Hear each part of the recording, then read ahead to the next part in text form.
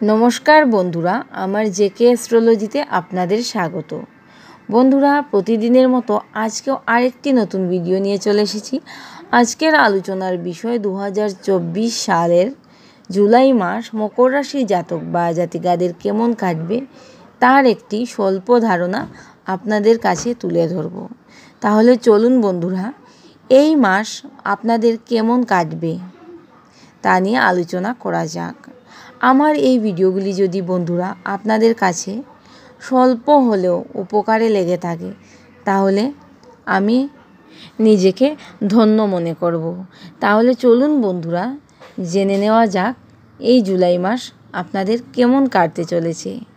মকর রাশির বন্ধুবান্ধবদের একটা কথাই বলবো, শরীর স্বাস্থ্যের দিকে বিশেষ যত্নবান হন আপনারা কিন্তু শরীর স্বাস্থ্যের দিকে মোটেও যত্নবান নন।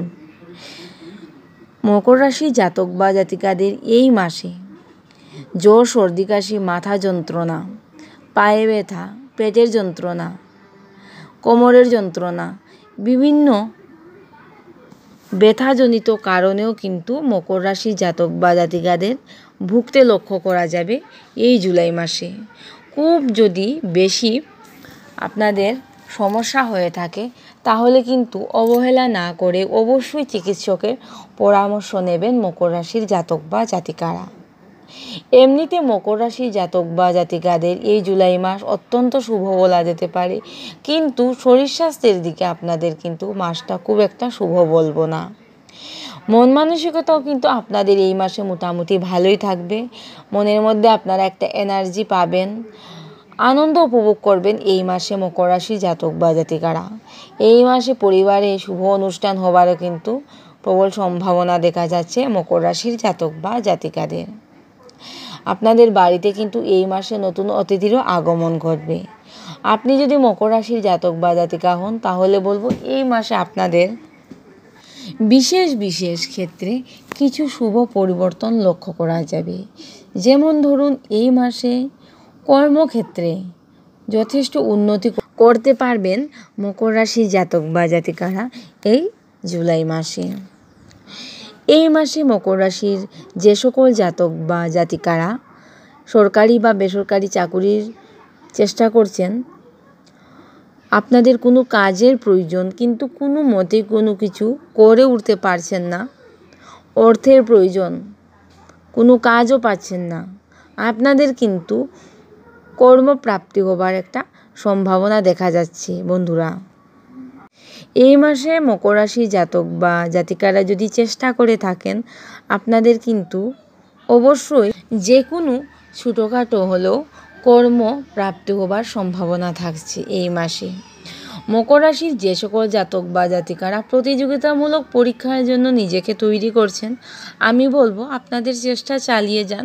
আপনাদের কিন্তু ধীরে ধীরে প্রতিযোগিতামূলক পরীক্ষায় জয়লাভ পাবার একটা সম্ভাবনা থাকছে। এই মাসে অর্থভাগ্য কেমন থাকছে আপনাদের? এই মাসে আপনাদের অর্থভাগ্য কিন্তু মোটামুটি ভালোই থাকবে, খুব একটা খারাপ যাবে সেটা বলবো না। আপনারা লক্ষ্য করবেন ধীরে ধীরে আর্থিক উন্নতি আপনাদের হচ্ছে, এটা কিন্তু আপনারা লক্ষ্য করবেন। হঠাৎ করেই উন্নতি হয়ে যাবে সেটা বলবো না, ধীরে ধীরে আপনাদের কিন্তু আর্থিক উন্নতি আপনারা নিজেরাই লক্ষ্য করবেন এই মাসে। আর্থিক উন্নতি হবার কিন্তু অনেক নতুন নতুন সুযোগ আসবে মকর রাশির জাতক বা জাতিকাদের কাছে। তাই বলবো এই মাসে মকর রাশির জাতক বা জাতিকারা যদি কোনো কাজে লেগে থাকেন, কাজের চেষ্টা করে থাকেন, আপনাদের কিন্তু সর্বক্ষেত্রে সাফল্য লাভ করার সম্ভাবনা থাকছে। অনেক আটকে থাকা কাজও কিন্তু মকর রাশির জাতক বা জাতিকাদের দ্বারা এই মাসে কমপ্লিট হবে। এখন আলোচনা করব দাম্পত্য সম্পর্ক নিয়ে। দাম্পত্য সম্পর্ক কেমন থাকবে মকর রাশির জাতক বা জাতিকাদের এই মাসে? দাম্পত্য সম্পর্ক কিন্তু মোটামুটি ভালোই থাকবে।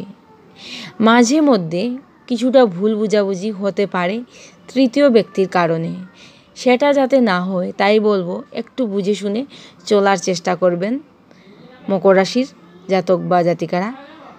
যারা বিবাহিত আছেন তাদের কথা বলছি। যারা প্রেম করছেন, প্রেমের মধ্যে রোমান্স অনেকটাই বৃদ্ধি পাবে, কিন্তু মাঝে মধ্যে ভুল বোঝাবুঝি হতে পারে, সেই বিষয়ে মকর রাশির জাতক বা জাতিকারা বিশেষভাবে লক্ষ্য রাখবেন। মকর রাশির যে সকল জাতক বা জাতিকারা প্রেম করে বা দেখে শুনে বিয়ে করতে চাইছেন, তাদের কিন্তু বিয়ে হয়ে যাবার একটা সম্ভাবনা দেখা যাচ্ছে বন্ধুরা এই মাসে। শিক্ষাক্ষেত্র কেমন থাকছে মকর রাশির জাতক বা জাতিকাদের?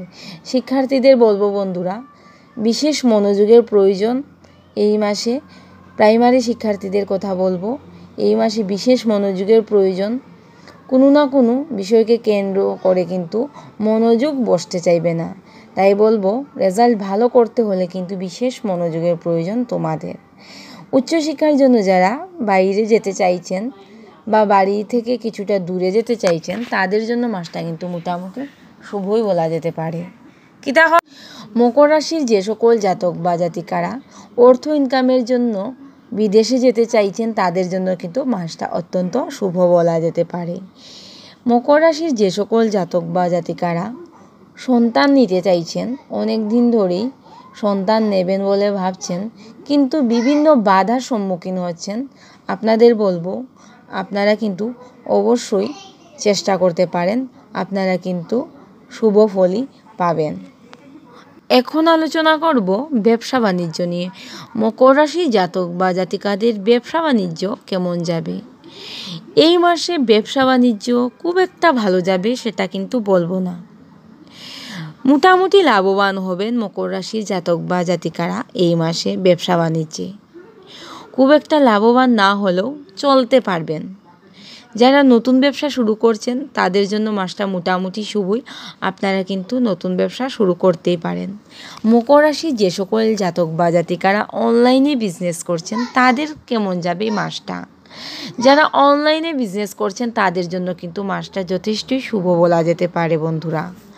এই মাসে কিন্তু আপনাদের অনলাইনে বিজনেসগুলি যথেষ্টই ভালো হবার সম্ভাবনা থাকছে।